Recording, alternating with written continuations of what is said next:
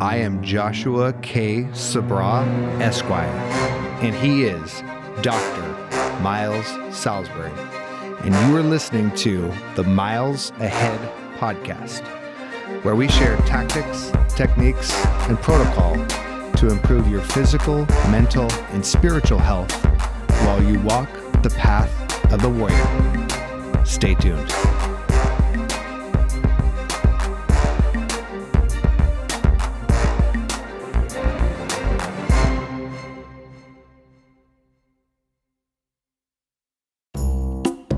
In today's episode, Dr. Miles and I discuss the intricacies of coaching a 7 and 8-year-old soccer team and what these young athletes can teach us about parts of ourselves, how we learn and adapt to the world, and how we can change our behavior to get more of the results that we want. So if you want to know how soccer players can teach us to just do it, stay tuned.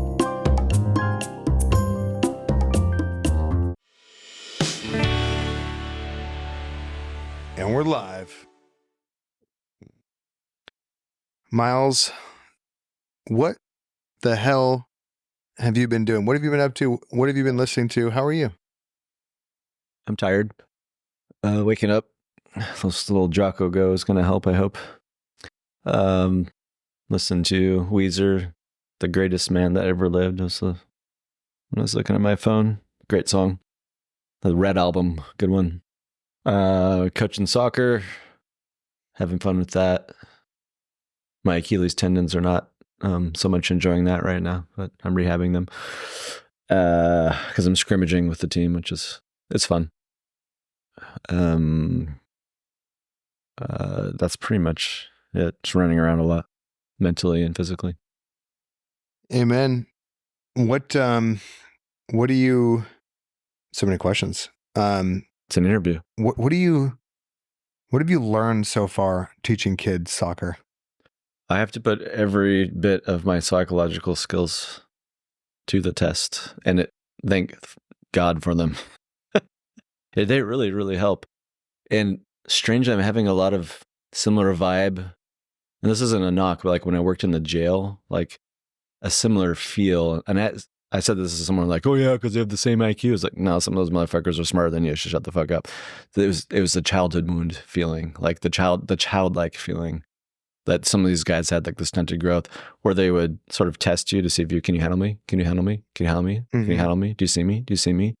Like it's either one of those two things. Like, can you handle me? And do you see me? Do you care about me? Kind of a thing. And kids already do that. These guys had arrested development. And so you just have to sort of show that you can take it, you roll with it. And with kids, I mean, we're talking about 8-year-olds here that I'm coaching, 3rd graders. Attention spans are short. And so they're doing that naturally. And then they're just all over the place. But to get them buy-in to listen to me, they'll do that testing, but also they want to sort of attach to me too and like see me as someone that cares about them. So I have to bring that in. And like the other day, like they found out that I used to be a dancer, and all of a sudden they were like way more interested in like me as a coach. Like, do some dance moves. So I did some like breakdancing stuff, and they're like, oh my gosh. And like now they start listening better. It's like, I'm like, this is so dumb, but it works, so I'm using it. What's dumb about it? It just seems silly, like to an outsider. Like, really, you're a coach, and all you did is like a breakdance move, and now they actually listen to you more. Well, yeah, because they have rapport. They have rapport, and that's something they're interested in. So now there's some buy-in. Like, okay, now there's a reason for me to listen to this guy. I'm not just some parent anymore. So it was similar with the jail guys. Not that I busted out dance moves. That probably would maybe not gone over. Well, maybe it's the breakdancing moves would have gone over well, but not that I could do that in the jail. It wasn't enough room. And the deputy's been like, what the fuck are you doing? It's just similar. There's a similar vibe of that. It was just interesting. It came to my mind the other day. But it's been really fun. Demonstrated a capacity that they had curiosity or resonated with them, right? So yeah. You're syncing up with them. Yeah, I'm meeting where they're at. I'm attuning with them. It's not my way, the highway. I don't have I kind of do have an agenda as far as like, here's what I'm going to teach you guys today, but I'm not going hard in the paint about it. It's been fun and taking little tips and tricks. And like, it's all about touch on the ball at this age. Like, if you can't really make them do that many drills or cones if they don't even know how to dribble yet. So it's like fundamentals, which their previous coaches obviously had not done that much with, perhaps, which you can't fault them. Like at this age, like and before, it's just parents showing up that have never even played soccer that just like, hey, we don't have a coach unless someone steps up, and they're like, you guys run that way and you guys go that way. And like, there's no offsides and stuff when they're younger. When I'm at this league where I'm coaching, yes, there is, and everything. They have a ref, and it's 7-on-7. That's almost 11-11. They're almost to like playing all the actual rules are almost there. So I'm just trying to get them like touch on the ball. I was talking to a guy at the gym who gave me a really great idea. This one's for you if you ever listen to this podcast. He's also another guy from England. And he was telling me, like, if you look at the Brazilian guys, like they grew up with playing with no shoes, right? How do they get this great touch on the ball? Because they're using their feet. It's just like you would with your hands with a basketball or American football. And so the hardest thing to teach kids is like to use the inside of their foot to pass. They always fucking toe punch it. And where does it go? Shank right or left. Yeah, sure. Only do that if you're right in front of the goal. Do you ever want to toe punch or you take the ball away? And so they don't really listen. Like, yeah. We're trying to do like passes to each other and like make sure it goes to feet. And it's just balls are everywhere. And it's like, all right, everyone take their shoes off. And they're like, what? Everyone take their shoes off. And so they did it. And like, now do what I'm trying to tell you. And they're like, fine. And then all of a sudden I start hearing, ow, ow, ow. I was like, yeah, see, it hurts if you toe punch, right? With your shoes off. That's what I don't want you to do. Now use the inside of your foot. See how much easier that is? And so small things like that is what they need, because they can't look up and like pass until they can control the ball. They have to look at their feet, right? Yeah. So we have to get these small things down. So that's kind of where we're at, and learning to listen. And scrimmaging's been fun, but it's been cool, and trying to bring back my own memories of what I used to get coached on. There's some genius in that. There's power in what you just said. You, instead of trying to litigate with a 8-year-old, right, or a 9-year-old, good luck. Instead of litigating the ideas, you put them in an environment where the right technique made them feel good and the wrong technique caused them discomfort. Mm-hmm. So the learning, you basically took the learning from this big abstract idea to instantaneous. You just change behavior so much faster when you do that. Yeah. And there's no pedagogy or like, if you are a good teacher, you can use the words and mimic the affects that your students need to hear so that you can land an idea. But then nothing lands like a physical, the physicality of movement. Yeah. Nothing. It goes right into the nervous system. Yeah, I could have made them do push-ups or something, but then they'd be mad at me. And that's one step. And that's still good, but that's one step away, mm-hmm. right? There's nothing better than that, the speed of learning that way. Yeah. And it's so simple to do and so easy to do, but no one does it. These little behavior changes, these little strategies to completely change the lesson plan to make it actually learning based instead of just spend an hour kicking the ball up and down the field. That doesn't do anything. You're not learning shit. It's just they're clumping together. It's hilarious. There's a metaphor in this and like what this podcast is about, I'm sure. They're like, well, we're trying to talk about perspectives. When you shift the perspective, every skill from your eyeballs, from between your ears to your fingertips outward changes because your perspective has changed and you're better able to execute. John Madden would say, you only want to throw the ball. You want to throw the ball where only your receivers can get it, mm-hmm. and where the defensive backs cannot be. This American football, that little pocket, yeah. But these tiny little changes, John Wooden would teach his players how to put their socks on, yes, so they wouldn't get blisters. Right? Anyone could do that. Anyone could show you how to lace up shoes, and it's discipline. But it creates unity, it creates discipline, and it creates success from the ground up. Mm-hmm. And one more thing, my I have another friend who teaches junior high school football, 7th grade. So it's like right when it's starting to get competitive. And they do conditioning, but they do conditioning in the positions that the players are always in.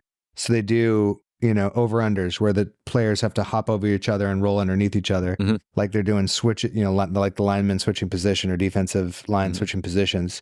Or everything begins and ends in the, quarter squat, 3-point stance, 4-point stance. Receivers are doing different sprints and things like that. And they're always conditioning in these positions that they're always in. And they beat their last team. They played so badly. The coach came up, they said, we have so many injuries. Can we just call it? There's only like 4 minutes left in the game, but like there's no mercy rule. But he's like, please stop. And then he said, how did you get all of these 7th graders to be where the ball is? He's like, I don't understand how you set up your practices the way that you got all your students doing the right thing. And it's like, because they took the time to show them what the positions of success were and show them how to get better at the fundamentals. And every skill you pile on after that, it gets easier and easier. Yeah, they need to know the why too. Why am I doing this? And the truly greats, developed a Mamba mentality early on, but they also had someone, Emmett Smith, I say, he had a junior high school coach who showed him how to be a blocking back and throw blocks. So he was participating in every play and the whole team got better. And so when he got into college, the coaches were like, this guy's fast and he knows how to lead block. He knows how to... Which is pretty crazy. He's a small guy. Yeah, exactly. But he had assets. He had, he had techniques and stuff that he'd been adding on to over years and years and years. So these little tiny things matter. And yes, that's the purpose of this podcast, right? Is to change something fundamental so that the actual interventions are not stacked. We're not trying to put whipped cream on garbage. When you take a tactic and you put it on a bad perspective, you have a good tactic and a shitty worldview, which we're going to talk about today. You probably saw a few of those examples in Afghanistan, I'm sure. Talking about my fellow Americans? Yes. The Afghans have a pretty good perspective on life. Get some food, get a wife, get some kids. Oh God. I forgot. Taliban's in charge. Never mind. Yeah, it's gone backwards a little bit. Although I heard someone's like, the roads have improved. You can go travel and it's safe now, like quote unquote. Because the IED makers are all making the laws. Exactly. So stupid. It's like saying like, well, when Hitler was in charge, the freeways were cool because he invented the freeways. Well, that's true, but Hitler was still in charge. Yeah, so many other things went badly. Yeah.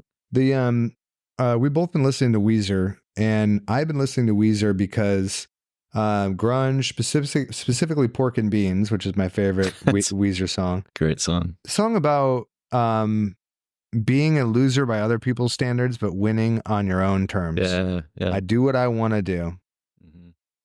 I don't give a hoot about what you say. I don't care about what you think. And if it's true, then if it's actually true, you already won. And that's what we're actually talking about today is being self-led. Most people, they don't understand. They think if they had more money, more time, more energy, more X resource, that their life would be different. But your life is a reflection of your beliefs, essentially. I believe, as in my spiritual perspective, is that the externalities of your life are a reflection of what you believe to be true. Your views on health, your views on yourself, your views on money, all your beliefs are just reflected in how you live your life. And I see that confirmed for me every day when I talk to a client. They will say they'll tell me, hey, instead of prioritizing my health, I'm prioritizing whether or not my husband is pleased with me and how much time I'm spending taking care of the kids. So I can't work out because I got to take care of these kids. Otherwise my husband yells at me. Or the same thing if I'm talking to the husband, like, I've got to, spend X amount of time at home with the family. So really I'm out of shape because I love my family so much. So their beliefs are the seeds of their their poor health outcomes. And if we're talking about finances, you could use all of those to explain financial outcomes. Relationship problems, same thing. I have to, because their beliefs, our beliefs, shape our world.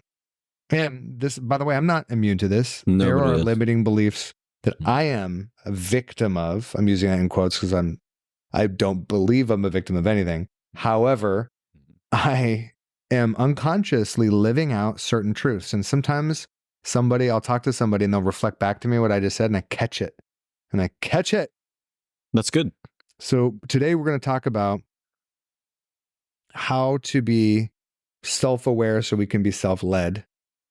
And if we're self-led, how we can actually properly prioritize our lives, and thus make sure that our priorities are reflected in where our time, energy, and money goes. And then if our time, energy, and money are, because those belong to us, then their results will follow. But if we don't get that right, we don't get anything else right.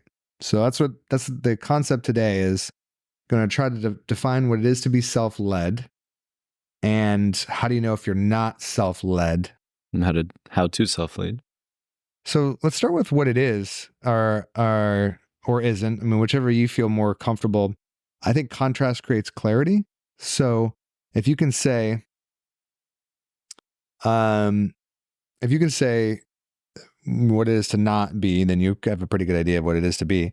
So do you have a good definition for this? To not be self-led? To be self-led or to not be self-led? What's easier for you to define? Well, I look at it from the internal family systems lens at first. That's just because where I spend most of my time in my own work and with my patients. So that's going to require a discussion on IFS a little bit more. But it's basically from your highest self, having personal sovereignty over your internal world, and living in your own integrity and your own values, and doing what you do, saying what you say you're going to do, trusting yourself, and living your life that way is being self-led, sort of like from a self-parenting kind of place, where in internal family systems, you have parts and they're wounded, and they will take control to keep the system safe if they don't trust you from your highest self to run the show. But if you're working with those parts and they trust you, they'll relax, and then you can, from your highest self, make those decisions. That's a very topical explanation. We got to go way deep to talk about this more. A superficial explanation. What do you said sovereignty. That's a word I've got from other people like Ryan Michler and Connor Beaton and some other people, but it really resonates for me. It's like, personal sovereignty. Like my own inner kingdom is mine. It's not imposed by wounded parts or other people from the outside. I have values. I live through them. I live in integrity with those values. And that feels really good. And if you live out of integrity, you know it. It feels like shit. It really does. If you're paying attention. A lot of times we don't, because we want to numb it out, check out, not feel it.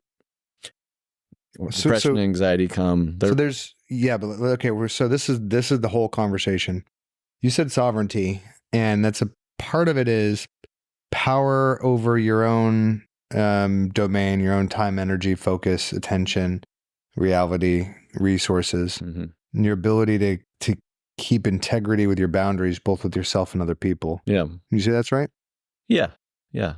There's just so much to this topic. It's really hard to distill it down and reduce it to something. I think we're going to do a good job today, because you kind of laid out the whole talk for us already. You don't even know it. We'll try. I hate being reductionist, but we're going to have to try it too, because it's such a big topic. I love to oversimplify. See, we're a great pair. There we go. So So my definition of self-led comes from The Body Keeps the Score, Dr. Van der Kolk,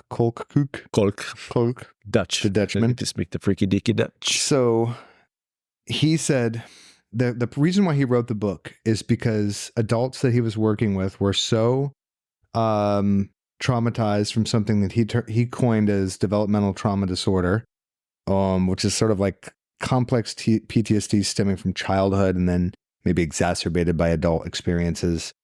drug addiction, homelessness, abuse, mental and physical, things like that. So he identified that there's a stubborn lack of actual, he called it, he said that his patients had struggled with being present in their own lives and being self-led, meaning not letting their neuroses or their limitations determine their outcomes, but deciding their outcomes on themselves. Yeah. People don't choose to be drug addicts. I mean, okay, if you're a Buddhist, yes, they're choosing everything they're doing. On some level, there's that shit. But yeah, I get it. The unconscious is running the show. They're not consciously going like, I'm going to sacrifice everything I love today for meth. Let's wake up today and fuck my life up. It sounds awesome. So what's happening there? So his book is about the mental and physiology of the brain and how that is adapting. And he talks a little bit about IFS in that book. Mm-hmm. But basically, if you look at your personality, your ego, and all your neuroses as a shielding around your highest self. Yeah, those are the parts in IFS, the wounded parts in IFS, yeah. Well, to use a metaphor that we've already used today, imagine that all those things are the shoe, but your bare foot is your highest self. With the shoe on, it'll be very difficult to learn how to handle the ball, the opportunities that life gives you. Yes.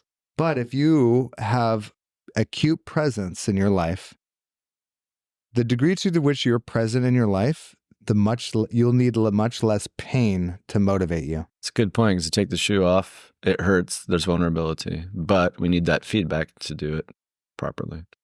And the shoe essentially, while it protects you from being disturbed, it also protects you from learning, growing, and changing. And feeling and going deeper and having deeper relationships with yourself and others. Yeah. But that's why those parts spring up in childhood. They don't just come out of nowhere. They come from adverse childhood experiences and trauma and attachment wounds. So it makes sense. They're all there. They all have your back. They want the best for you. They just have... There's nothing wrong with shoes.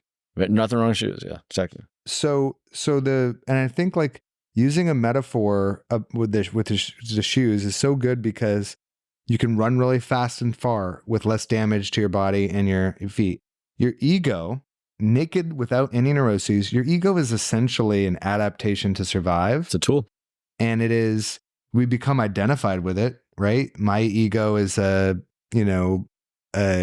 helper. I'm a people-pleasing, fitness, passionate person, which becomes a health coach as you evolve into the adult world. And we don't want to over-identify as the trick. That's exactly right. And, that's a great adaptation, but that's a poor identity. Yeah. And we do have healthy parts that are working just fine. You generally don't notice them because they're not as wounded and squeaky wheel like. That's right. And, your ego produces great things. A lot of my best work is because of my ego, and a lot of my worst times are because of my ego. However, as I am only in the last few years, am I able to even sit in this conversation, because I've realized that I've crafted that shoe, and it's up to me when I take it off, when I want to learn faster and be more real and grow, when I want to keep it on to perform a task and then choose. It's like, I don't want to switch metaphors too much here, but the person is, we're not here to demonize the shoe, but what we are here to do is take apart these things that are keeping you from being absolutely present. Because away from the soccer metaphor, what we really want to do is we really want to have perfect clarity on where our energy is going, especially when it's not going to creating the outcomes we want. If you're struggling with finances, then you don't need more tactics. You might need some tactics to execute the vision, but what you really have to do is strip away the numbing and the avoiding and all the shoes that are the layers of the shoes and the socks and the cast that is protecting you from changing. What's underneath? What's underneath? And some of it is necessary and some of it's not. And that's the work. That's why you talk to somebody like Miles. And more shoe analogies. Carl Jung had a quote: "We wear shoes that are too small for us." If we don't outgrow our childhood wounds, we're wearing those same shoes, and yeah, it's going to cause some pain. This is a lot of shoes. This is the Nike episode. Can you sponsor us, Nike? So just do it. That's right. Well, we will get to the end, how to just do it. we'll walk away with the techniques. So to be self-led is to be honest, authentic, connected to yourself and others, to be vulnerable, to be real, and to more or less, I don't want to use this like, it's not really happy. A lot of times people have a different concept of happy than I have, but it's truly happy. It's a byproduct, yeah, happiness. Because if you're actually focused on what's important to you and you actually have the ability to connect with yourself and others, even if you're not comfortable all the time, you're happy. Because you're real and you're really engaged with your own life and the things that are important to you. Yeah. That doesn't mean they're always going your way. No, it's happiness is a byproduct, and everyone has their own personal definition. Like, sometimes mine is when you're living out your purpose and meaning, you're going to feel happy about that. It's a byproduct. It's not something you go get, something that it comes out of something that you do. You know, that's why it's so slippery. I need to go be happy. Great. What does that mean? Well, I think like, when people say they need to like, gather their thoughts, or need some time alone, or they need a break, or they need a vacation. I have a couple of friends that have been saying that for a while now. And it's like they're burnt out and they don't know why, and they don't know how to say no, and they can't slow down, and they do need a break, but they don't know how to rest. And by the way, that's, if I sound passionate about that, it's because I'm probably in that category of like, I continually come up with different ways of keeping myself busy. Which is probably stemming from adverse childhood experiences where maybe you had to. Yeah, I didn't want to be home for sure. 100%. Yep. Stay busy. Then you don't have to go to the danger zone, which was home, or the internal world where shit was probably pretty fucking painful. But and a lot of guys, we do this, we stay busy, workaholics or whatever, because if we think if we keep running or moving, we don't have to stop and feel it. But that stuff is keeping pace with us in the shadow side. And as soon as we stop, we get slammed. But that's the work, to turn and face. Yeah. Yeah. That's interesting. I have so many questions, but okay. Ask me. Well, there's a fallacy. What is it? What's the fallacy where I believe everyone had the same experience that I did? Like, right? Like I project my experience onto other people.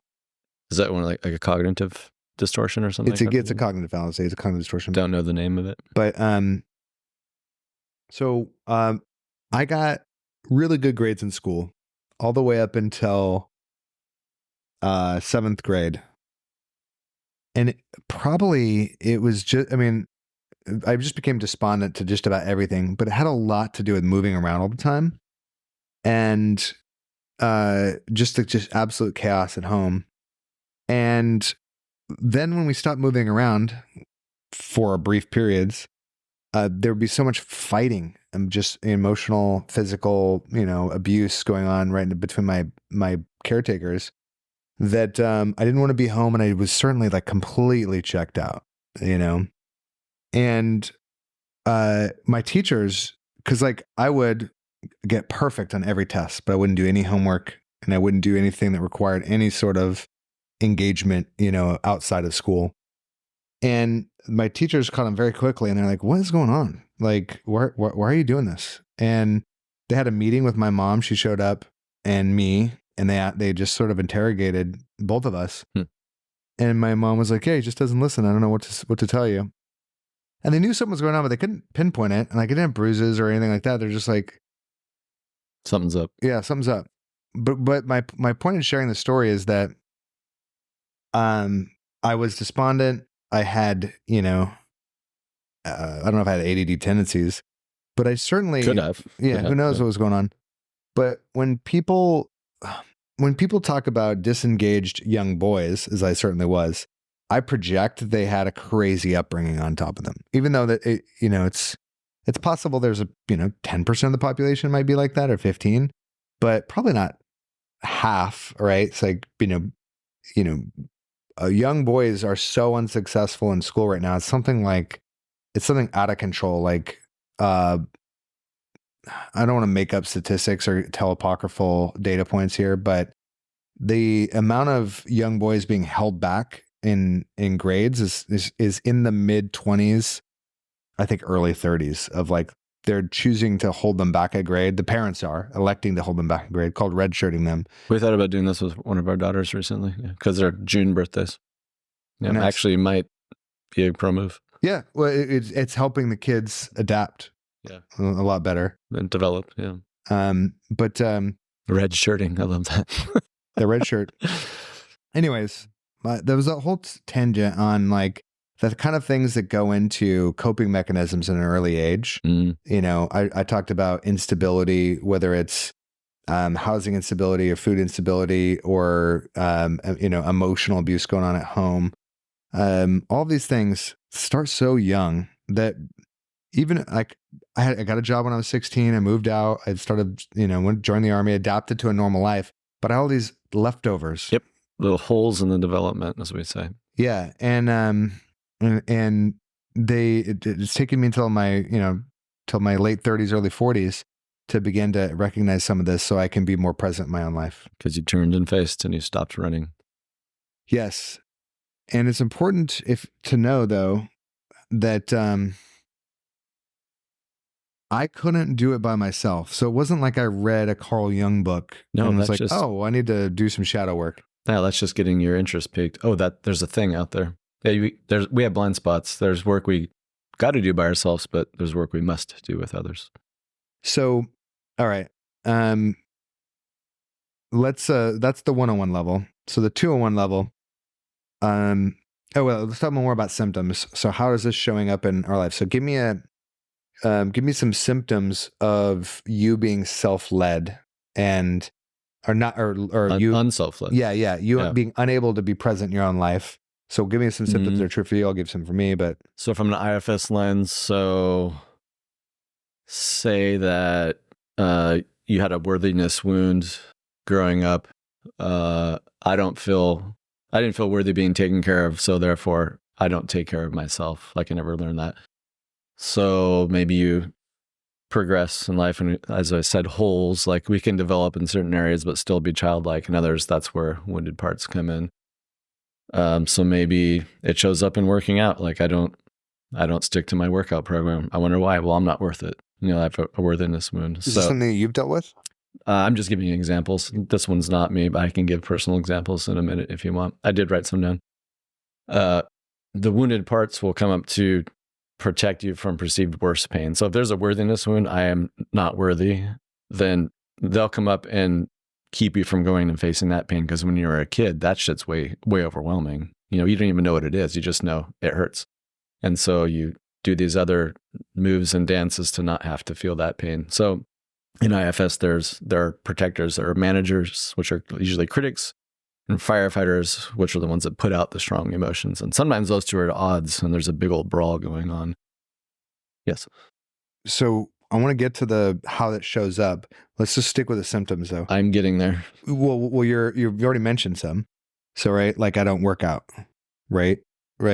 And, that is something that does two things. It costs you time and it costs you comfort, right? To like do a physical workout and show up for yourself that way.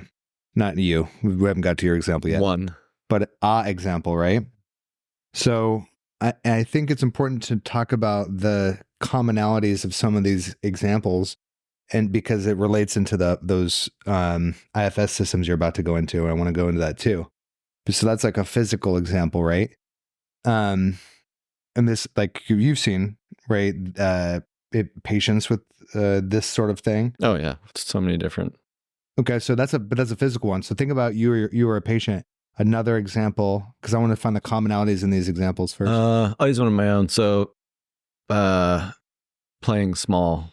Like don't be seen, don't stick out because you might be criticized or evaluated. So play small, because it was way too painful to try to be seen as a kid and have that not be a thing and be disappointed. Like I really wanted dad's approval and I got it sometimes and sometimes I didn't. It was really inconsistent. And when I did, it felt amazing. And when I didn't, it felt fucking terrible.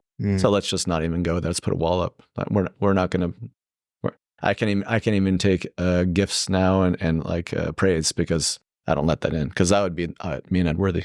I have to see myself. So we just close that off. That's when have struggled with historically. You said call playing small, and that would show up when you're like trying to voice your own ideas. Yeah, trying to make moves in life or play bigger, do bigger things. Maybe it showed up in like the last episode where I quit sports, instead of like, no, let me just stay with this and show up. Instead, I would just collapse within, like, it's just too much. Well, you were bullied out of that program, and so were a lot of other kids. Yeah, that's another that's a double whammy right there. I think if I had a dad that was encouraging and saw me, and I felt like he had my best interest and backed me, I could have taken that abuse a little more. I would have hated it, but I would have like, screw this, I'm going to stay with this and push back, and I'm going to make this my own sport. I know guys on my team that did that and they made it through. I'm sure it wasn't fun for them, but I didn't have that example as much. So that's another one where wounded parts came in and did the work for me to protect the system from the worst pain, perceived pain. When you quit the team, the basketball team, did your mom or dad, were they on your side about that, or were they? They could have given a fuck. I also feel like taking a risk and not having anybody to affirm good judgment is a wound in and of itself, right? Absolutely. Because if I were right now watching that practice, it would just take me 5 minutes to assess the coach. Oh yeah, for sure. It's pretty obvious, right? So then if my kid's like, I don't want to play basketball, it's like, I don't want you to either. Let's go to a rec league. Yeah, let's go to a different school. If you really like the sport, let's transfer. Let's get a better coach in your life, something like that. Yeah, totally. Mm-hmm. And but without, when you make your own judgment and you just have your own discernment and it's not reaffirmed, right? It's a longer road because you don't know, you don't have the buy-in from authority figures, as much. So tell me more about playing small, because you've mentioned this before, and I want to. So give me another example. It could be big or small, about like where you're like, I didn't show up then and I could have. Well, some of it is what in IFS is called a legacy burden, where it's not even maybe your voice in your head. It's familial wounds coming from how many generations. But my mom had a big one with this, where she would think of herself as the smallest person, and like when someone would do something, that she'd be like, "Well, who do they think they are?" And I think I internalized, who do I think I am? I can't stick out because mom thinks that value is bad. So I better not do that, because if I stick out, then maybe she'll withdraw love. When you're really young and egocentric, you think everything's your fault. And you see your parents doing things, and you're like, guess that's the move we do in this family system. So I was like, I better shrink down. I better not stick out, because it could mean mom doesn't like me or whatever. Mm-hmm. And it's not conscious. A lot of shit is unconscious. That's why it's such a fucking bitch in therapy. You're like, I don't know where this pain comes from when I do these things. It's because it's young and it's sometimes pre-verbal, but there are parts of you that will do this to protect you. It's absolutely amazing in internal family systems. It's absolutely amazing when you do this work, how these parts come up and how they do start talking when you let them talk to you. It's like psychedelics without the fucking psilocybin. It's amazing. So the commonality in all these examples, whether it's your fitness or it's your personal ambition, is one of the themes I've seen so far is being on your own side. Absolutely is a big part of being self-led, being on your own side. Yeah. But one has to, from their highest self, make a relationship with the wounded parts. They actually really don't want to do this work, and they're tired as fuck. They want to do probably what they were born to do, because we have, like I said before, we have parts that are perfectly healthy doing their thing. They're not damaged. They're just self-confidence, whatever these parts like telling you good things about yourself. Those aren't wounded. The wounded ones will talk a lot to protect you from worse pain. So they need a relationship with your highest self to trust you from your highest self, that your highest self will run the show. And so they can relax and stop going hard in the paint and giving you criticism or saying, you need that drink, you need to run away, you need to check out, you need to play small. they'll keep doing that until you have a relationship. And that's why you got to do this whole process in therapy with IFS, where they will unconsciously or consciously run the show. And you said before, mindfulness and noticing, that's part of it. Like noticing, oh, I have this pain. Why do I have this pain? And when you go into the IFS process, you use that emotional pain as what we call a trailhead to go into what that part might be. And you start talking with it. And it's sort of like inner child work where you go back and you imagine, like I'll say, we'll start with breathing and we'll get into a somatic part of that person's body. And now you're going into how to do the parts work? I got to do this to explain Go for it. I got to do this to explain. This is the way I work, or else I will lose the plot. This is a problem with an ADD brain. You kind of have to like let us run it out. Now I'm already distracted. See, I forgot what we're talking about. So great, because we're going to frame you into. We've got some problems. You talked about how to connect with these parts. So let's take us through this process. Let's go from an emotional reaction that we have, because all of these things, by the way, everything that we're talking about, you can try to intellectualize it. Oh, well, no, I just need to get more comfortable, like getting up earlier and going to the gym. And that could be a part talking, which is really slippery. It's the ego. Mm-hmm. The ego will summarize everything, everything. And very trickster. We'll tell you what the real problem is.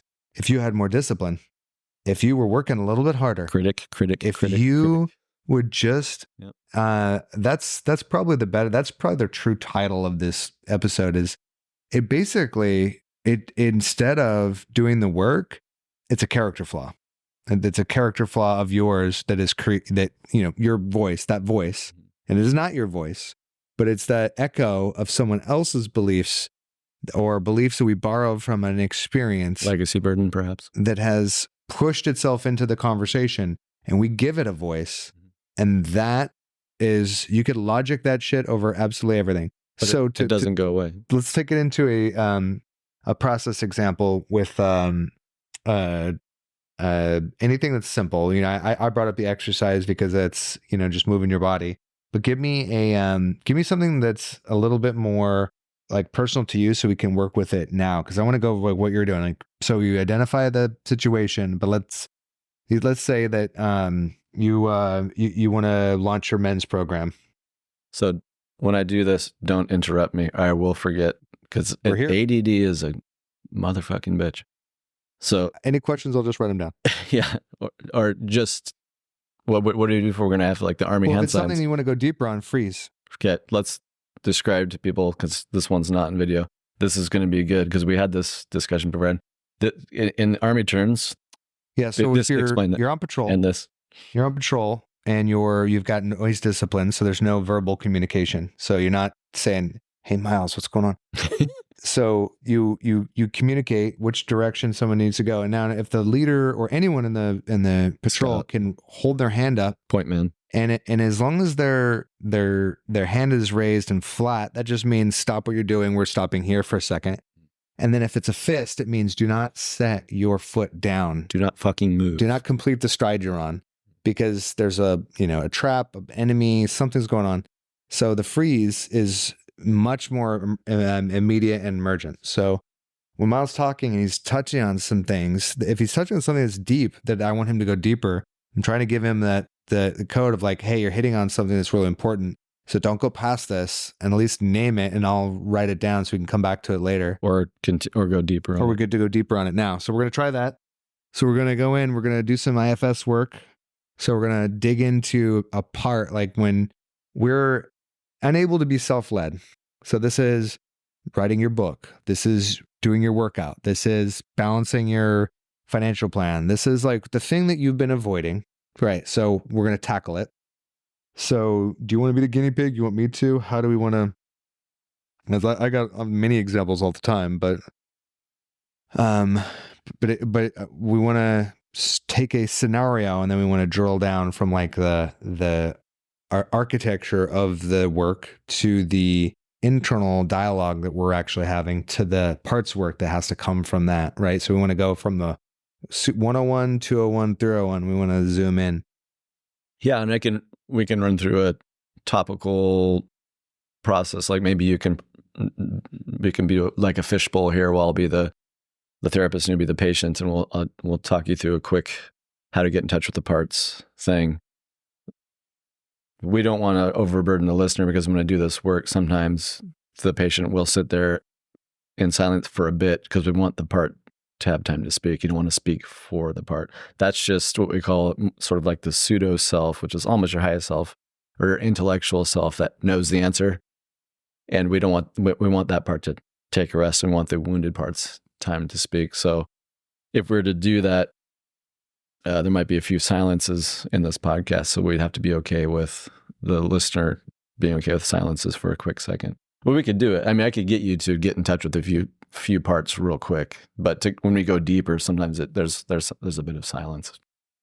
So we could do that.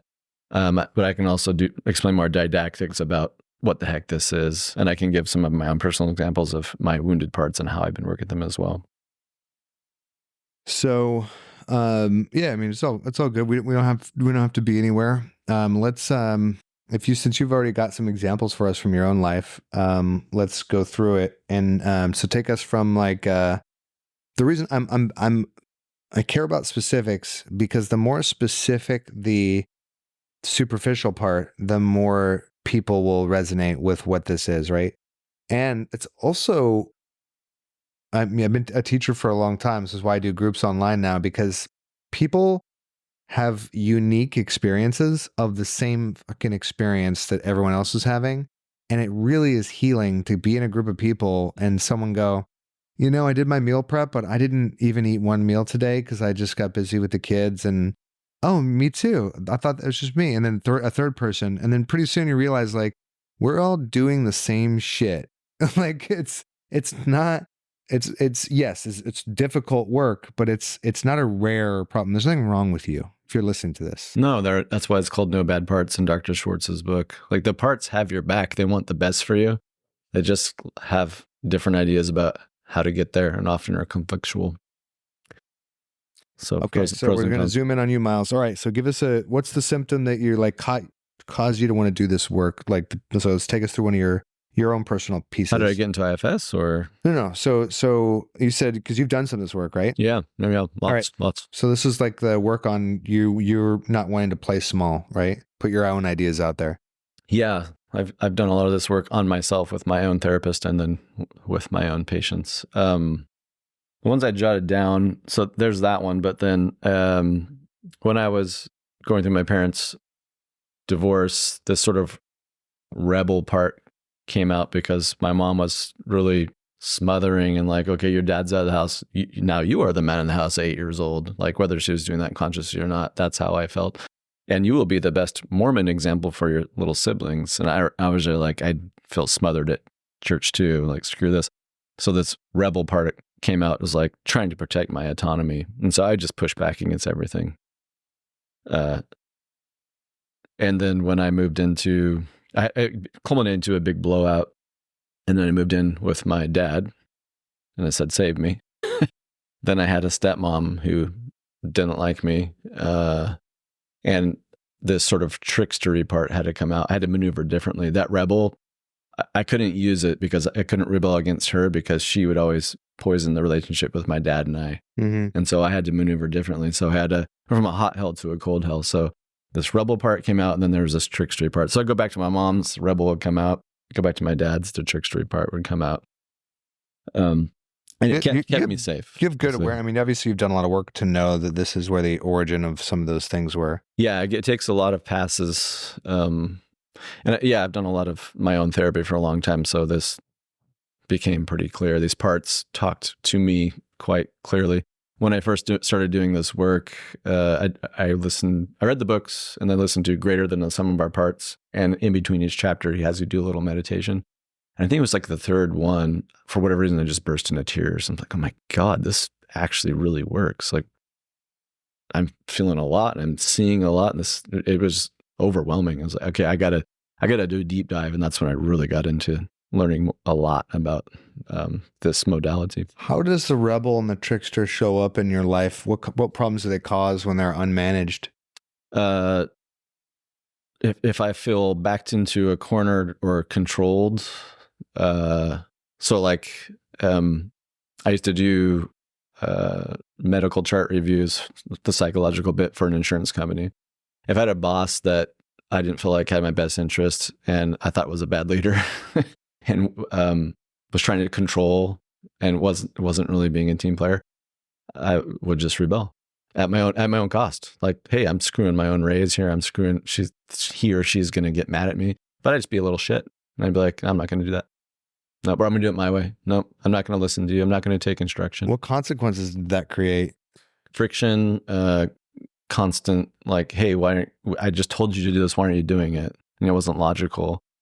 And it was 50-50. But sometime I like logically would know, okay, yes, I shouldn't be doing that. But then the other conscious part would be like, but later on, I'm just going to do that. I'm just not going to do what you say. So it would cost you time and it would cost your energy. And the team, yeah. And the team would be mad at me. And so it was very, like when we act very childlike in life, these are wounded parts. And like this was probably an 8-year-old part, taking my consciousness and acting the shit out as an 8-year-old would with the intellect of a however old it was, 40, 39, 38. So that would happen if you didn't if you didn't have good rapport or trust with a authority figure. Yeah, if I didn't trust the mission, so to speak, or the leadership style, or another layer. Okay, here's a feminine figure coming at me, and I already have a problem with feminine figures in my life because of wounded. I had a stepmom and a mom that were not mom examples. I already don't trust the feminine unconsciously, right? So if I feel the feminine coming at me and trying to control me, I'm already on guard. These parts will come up. Why do you not trust the feminine unconsciously? Because of my childhood experiences. Okay, you just said that like by rote, right? Because you had some experiences with your mom early on, and that caused you to created a mistrust in women. Yes, the feminine. The feminine. Yeah, feminine motherly figures. So people nurturing. Women in power, or perceived women in power over me in particular. So bosses, right? What if a male figure was being nurturing to you? Would that have the same effect? Different, yeah. There was some crossover for sure. I don't like my autonomy threatened in general, but if it's even more charged with the feminine. But yeah, masculine too. If I feel backed into corner, controlled, those parts come up and go, watch out, you're going to get smothered and people are going to tell you what to do. And we don't like that. We don't do that. I just find this fascinating. There's something what is it that happens when, Jocko talks about this, but this Mike's, what happens when you're around a good leader? I'm using air quotes because we're not going to define it and this is not a leadership podcast, but when you're a good leader, what is that doing to your parts that calms them down? It's like, finally, you are strong enough and you can take me, you can handle me, you don't trigger me. I feel like you got my best interest and you love me and into some category, Yeah, with Jocko, I'd feel with Connor Beaton when I work with him, I absolutely feel trustworthy with him. I can just relax. It's like, thank God. And those parts are like, cool, I can trust you. Really, they want to be able to trust me for my highest self to be doing this work. But that's why you work with a therapist, so you can kind of get there and see what that feels like, to model it for yours, to do self-parenting. It's so fascinating. The those unconscious signals. Mm-hmm. We'll get into this maybe at a later podcast, but a lot of the people that we admire in space, we talked about it last podcast, but they have almost 100% congruency. Like they don't say things that don't make sense or not in discord with things they do or how they show up or they're trustworthy. Their energy. You call it trustworthy. I have a different definition of trustworthy, but it's more specific. But I'm someone who, how we all have those vibe checks, right? Like someone doesn't pass the vibe check. It's because there is an incongruence somewhere in this person. Yes. And that doesn't mean it's bad. No. You may have like a metrosexual looking person and they can bench press 1,000 pounds, but I'm not going to trust the metrosexual, like addressing person to teach me the bench press because of the congruency and how they show up. Because of some unconscious part that seems a little less masculine.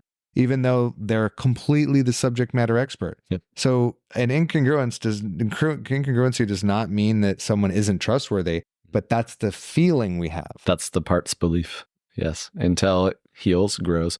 Because sometimes when you're doing this work and you first contact a part, you'll ask it, how old are you? And it'll go, I am 7. And you're like, whoa. And then you ask it, well, how old do you think I am? And it'll go, you're 7. And like, oh, okay. We haven't updated. We haven't talked for a long time. And it's mind blown that you're not 7. You tell them your age. Oh, wait. So let's get into it. All right. So you're, these traits are showing up. The rubble, it's causing you friction at work. I'm assuming before you were aware of it and did this parts work stuff. Correct. So, all right. So you have the friction. You don't want to have these corrective meetings. You don't want to have friction with your boss and your team. So you tell your therapist, right? You know, you are a therapist, but like you tell somebody and say, okay, what do I do? How do I confront this stuff that's going on with me? So what does that look like? How do you begin to make space for this, what we're calling parts work? Mm-hmm. And then what's the process? So first thing is listen, like mindfulness, like I said before, we have to learn how to pay attention, and we have to stop running, and we have to have get into our direct felt experience, as Dewey Freeman and Connor Beaton talk about a lot. And they say you got wounded in a relationship, you got to heal in a relationship. And to your point, that's why we can't intellectually dance around this stuff. It's just knowing about it. That's your intellect. It's not healing anything. When you got wounded, you weren't having an intellectual conversation about it. You're having a full-on emotional, somatic experience. So knowing is not healing. No. That's a quote. That's a good quote. Yeah, it's just knowledge. It's not wisdom. You haven't put it into practice yet. I mean, yeah, exactly. And so you sit down with someone like me or an IFS therapist, and everyone has a different way of getting here. But you get into the direct felt experience. You do breath work. Where your breathing is, where you feel that sensation is where these parts live. And I ask, as someone's breathing, what are you feeling from your throat to your belly button? And you could say it's the chakra system. It's all different language for the same thing. And people will talk about like what they came in for. I'm anxious about X. Okay, where do you feel anxiety? And for a lot of guys, they sit there and they'll say it's in my head. They'll point to their head. It's like, okay, a lot of guys are cut off at the head, and we'll have them breathe more. Okay, let's stay with it, and I'll let them know like sometimes we'll feel things in our head, but that's our brain is interpreting our emotions, what we're thinking about our emotions. But if you were to feel where your emotions are in your torso or wherever, is there something there now? And if they let it sit, sometimes they'll start to get this little flickering of a feeling like in their belly button, and it'll be great. And this is the first pass for a lot of guys. And as things go on, I have this big burning sensation in my gut, and I'll say, great, put your hand on it. Now there's some contact. And then I'll say like, Connor says, let yourself be affected by that. Or I'll say, bore into it, let it expand out. You're safe in this environment to feel this emotion and let it just be. And so over time, they start to trust me. The parts are trusting me also, by the way, as a therapist, because that's new for them, because they might not trust other people. That's a true fact. And so they're feeling this anxiety. And then once that's there, I'll say, okay, if this anxiety can make a statement right now, what would it say? And weird shit will come out. Like it'll say, back off or protect, whatever. I'm like, great, parts are talking. And that's the first pass. And then I'll ask like, okay, well, if this job is to protect, like, well, let's ask it, what is it protecting? And sometimes the intellectual part will come in and go, well, I'm protecting because of X. And like, well, let's let that part, let's ask it if it's okay, if it can just watch this process and take a step back. And then if you feel like a little bit of a relaxing feeling, that means that part said yes. And it's amenable to just watching and getting out of the way. And then this younger part, that's the anxious part, we'll go in a little process of like, well, how old do you think it is? What do you think its job is? And it'll start to say, well, I'm protecting from, like if the playing small example, from criticism. And I'll ask, well, what is it afraid would happen if it couldn't criticize? Or couldn't protect you from criticism? Well, I'd be smothered. What would that be like? Well, and it all distills down to some core fear of like, and that's where the exile is, right underneath that, some core fear of like, I would feel alone. abandoned, unworthy, neglected, exiled, whatever it is. And you get down, and that's where you get to the exiles. And it's where you want to get ultimately, because underneath all that pain, all those parts are just pain of like, I hurt.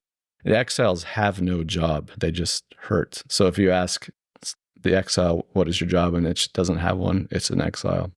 And these protectors, the critics and the firefighters, are keeping you from going to that pain. So it's a whole big process. And if you want, I could do a 5-minute one with you and just see what comes up. That's the how. We're still at the what. So like Miles is talking about all of the sensations, not in the head, but the body. Those are all coming up in that experience when you're talking to your boss, right? They are coming up and taking over my consciousness. Yes. Right. So your executive function, this is the self-led part. Instead of going like, oh, my boss told me to this, it's legal. It's not how I would do it. Okay. I've objected. No one cares. Moving on. Because there's no wound there, maybe. So you're like, cool, that makes sense. This is the way they do I their don't want job. to do this twice. Yeah, I better just go ahead and build a good relationship. Instead of that, he sabotages, and the sabotage comes out not with a fuck him, but with a that doesn't seem right to me. Or what is it? What does it actually show up with you in the moment?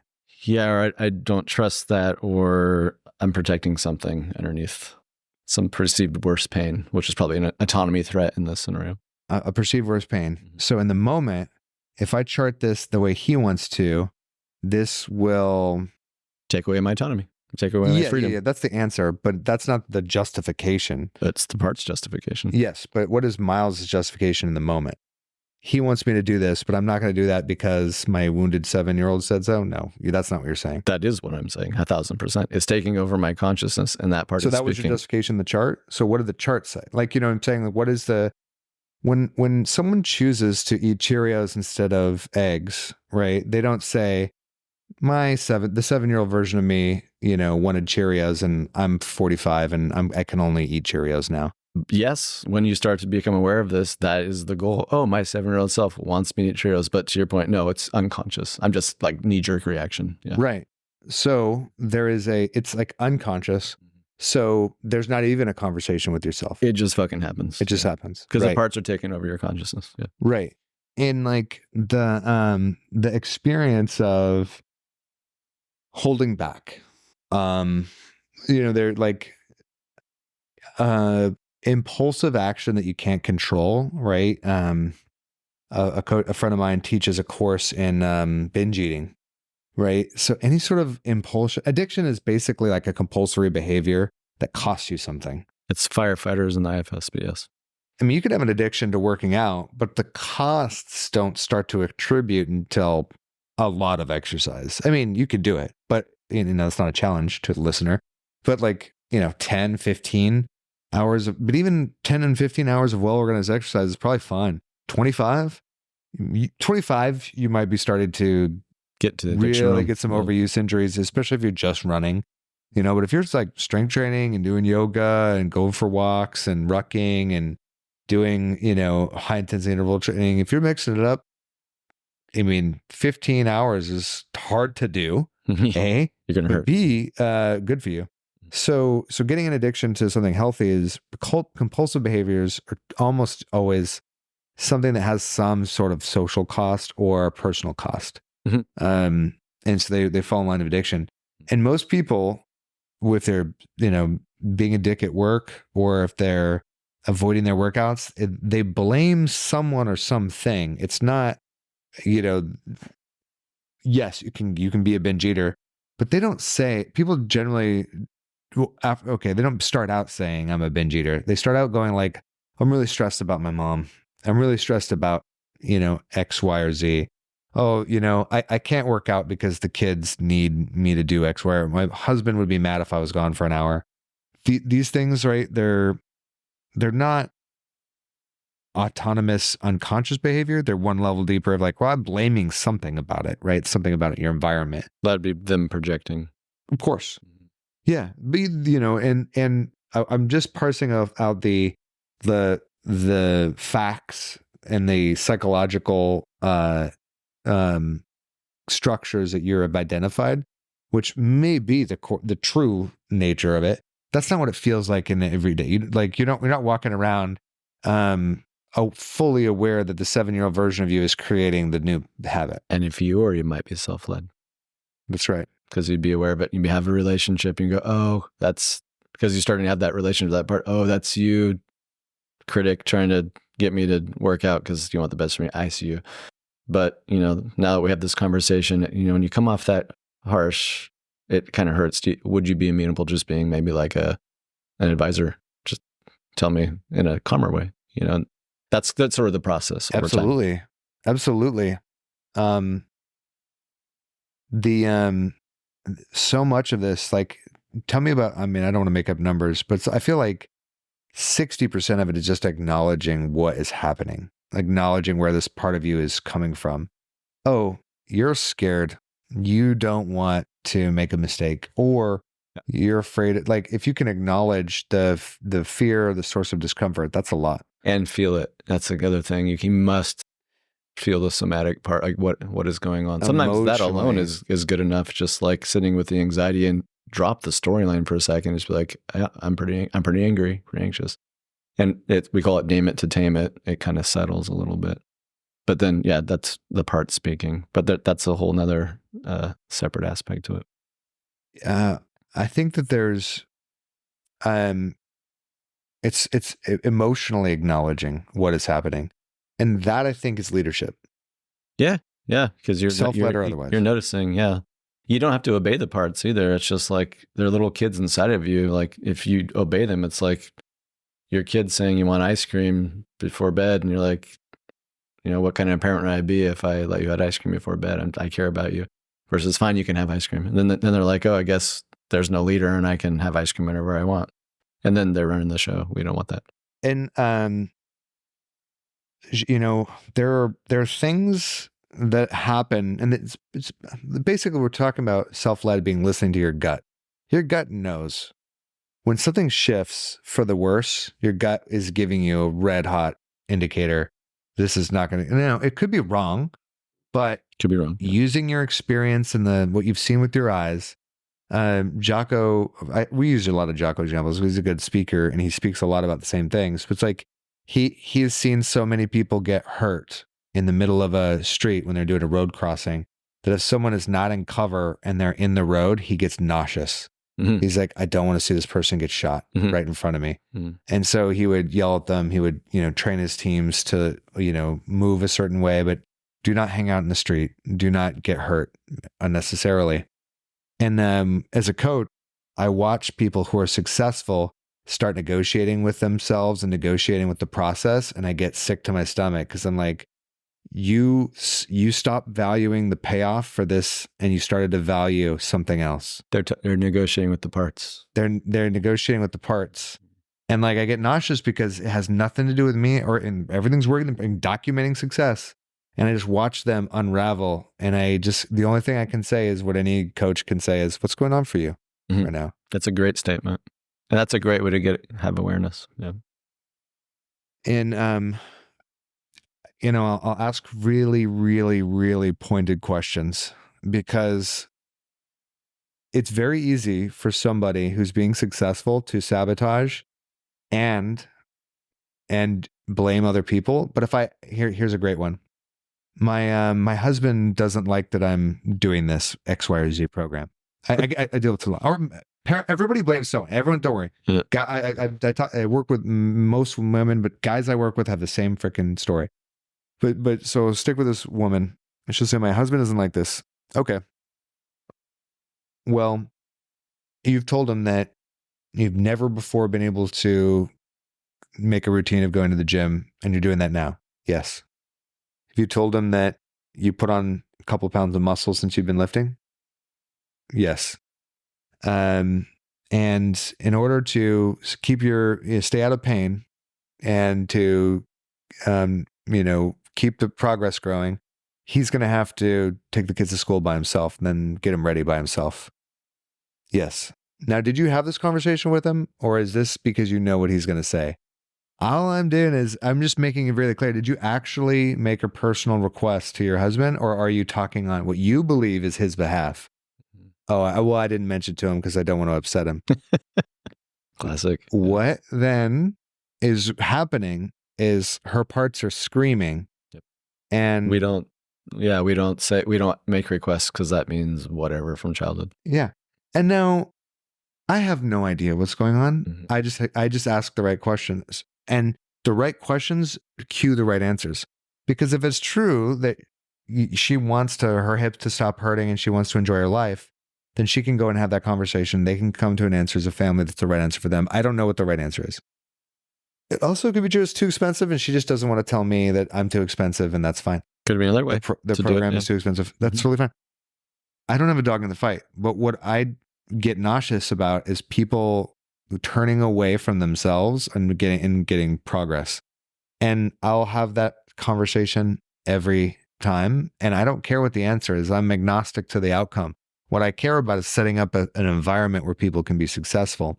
And part of that is making sure they're aware of the conversations that are going on with them. Mm-hmm. That's good. Yeah.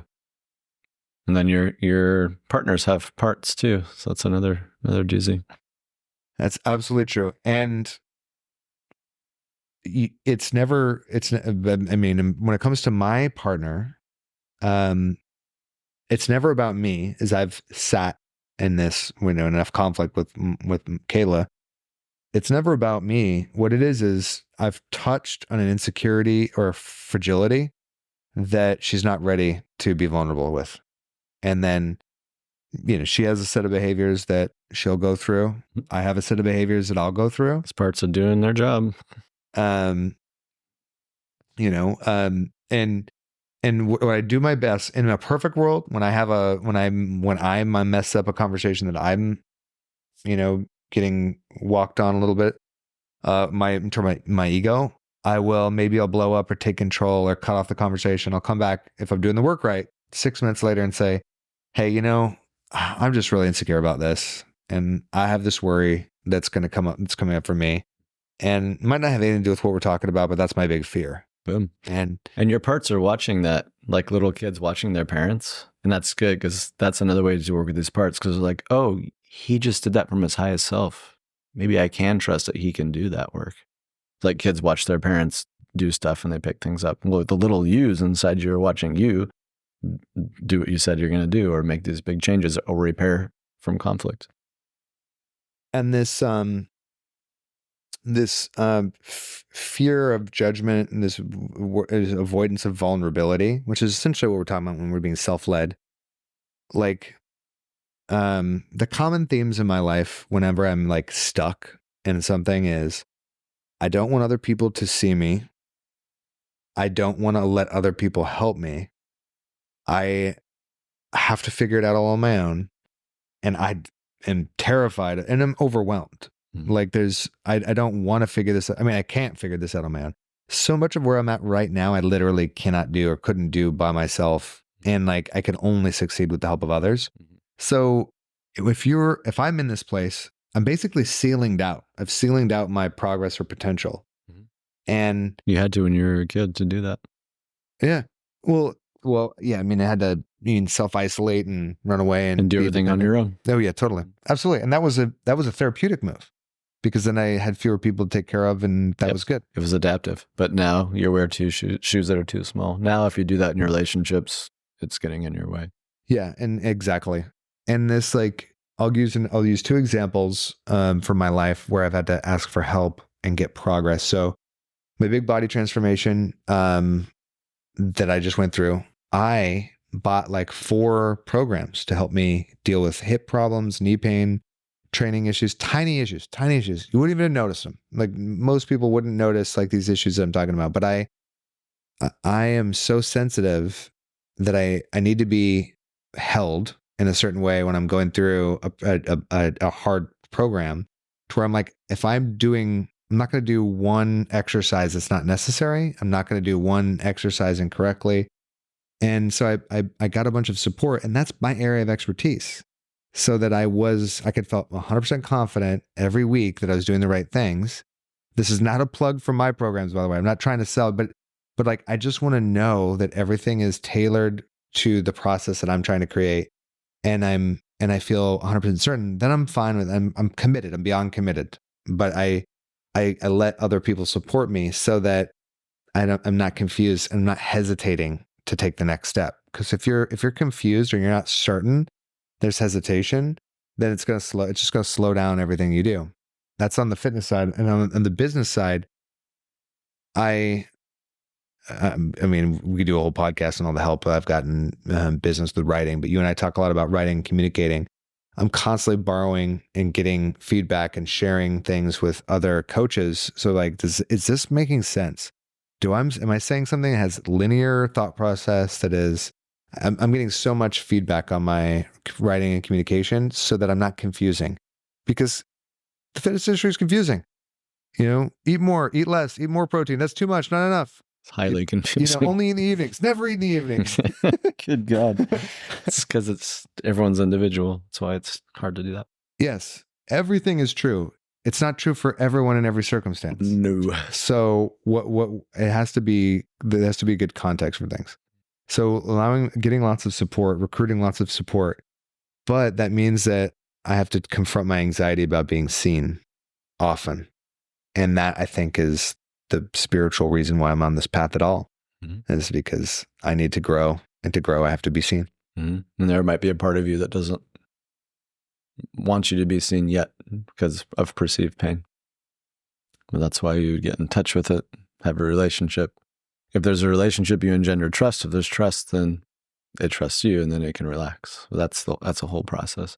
And by the way, like, don't feel bad. Like, there's no like getting to know all the parts and indexing them all. And like, if you're walking around like self-led 100% of the time from your highest self, I think like 5 people on this earth have done this, and they're Jesus, Mohammed, and the Buddha. Like, you're pretty much fucking enlightened if you're doing that. I mean, you're just walking around noticing shit from your highest self, and there are no parts getting in your way. You're probably enlightened. So don't feel bad. Like, this is like a lifelong process, and it's okay. People have great sensitivity and discernment in only a few areas in life. Most people are subject matter experts in a few contexts only.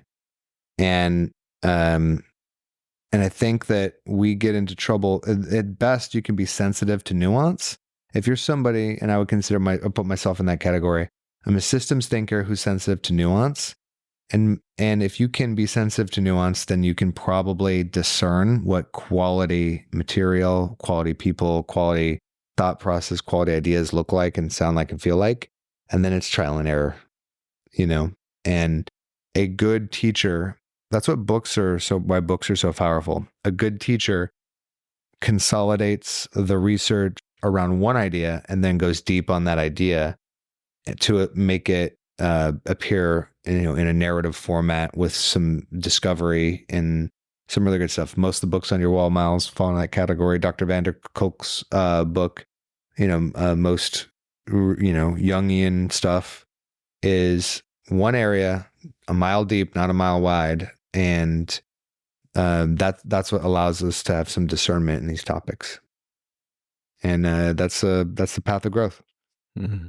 And then you got to put the knowledge to practice, and that's wisdom. That's phase 2 of the therapy. Phase 1 is reading the blueprint, knowing where all this shit comes from, what to do about it, and then we start the work. That's right. So we started off talking about you couched this whole thing really well with your teaching the girls' soccer team and how to play without shoes, because to be self-led in your own life, to have sovereignty and presence with yourself, it is to shed the numbing, the coping, the avoidance strategies that we've had to avoid acknowledging and emotionally acknowledging, having emotional reconciliation with those parts of us that have become fragmented or had to run away and hide or take control. Those are the exiles, yeah. It's in the shadow in Jungian terms, the stuff we've suppressed, repressed, or exiled away because they were too painful. And the parts protect us from going there because they think it's going to overwhelm us and hurt worse. And it was true when you were a kid. It's adaptive. That's the problem. But in adulthood, they get in your way, and they don't know that. They still think you're 7 sometimes. So they'll like you'll act. That's the way you see people that are 60 behaving like 10-year-olds sometimes. Like, oh, that part's hijacked the old consciousness for that moment in that context in that situation. Yeah, exactly. There's an executive coach who works out in our gym, and she said to me a year ago, and it just etched in my heart, a couple of like one-liners about this work. And she was like, most institutions are struggling because their management team are living out undiagnosed trauma on their organization. And so they're stuck. They can't scale. They can't, decentralize command. They can't do all the things that they need to do to grow. And the CEO or the founder, the management suite team, they don't know what's happening. It's unconscious till you make it conscious. Yeah. So if it can happen to the CEO of a mid-sized company, it can happen to us. Mm-hmm. So our goal is to identify where in our life we are out of alignment and out and the furthest from integrity. And those are the clues on how we just hone in onto the work. And I'm sure we'll be talking about this again. This is a big one. I really like this one. I got a lot personally out of this conversation. Yeah, there's a lot with being self-led and just noticing. And then back to Jocko's sort of detach, look around, make a call. You can apply that to this. Detach. You want to get the zoomed out view from the parts, look around at them and make a call, make a relationship. It applies to that too. Also applies into leadership, like us being a leader in this work environment or in the military. Same idea. You don't want to have target fixation. That's just target fixation is like being identified with the part. You're unblended, you're identified and looking down your scope and then your peripheral view is blocked. But if you take a step back and look around, you can make a better leadership decision. Yes. The rifle view versus the, panoramic view, and the different parts. Well, I think we should do a part 2 where we zoom in on some of these different parts and go deep on how to connect with them, because that's a lot. But yeah, I can do it with you if we want, live if we want to. Yeah, we'll do it. So the if this episode has helped you create some clarity on some of your unconscious self-sabotaging behavior, or if you already knew all this and you're like, hey, cool, good to know, wonderful, then comment, leave us a review on Spotify or Apple Podcasts. We're on YouTube under the podcast section now. Follow it. It does help. And then share it if you think someone would benefit. Give it a share. Well, I'm excited. I'm excited for the next one. And with your shoes and socks on, don't forget to just do it. Just do it. Yeah. All right. We're out. Out.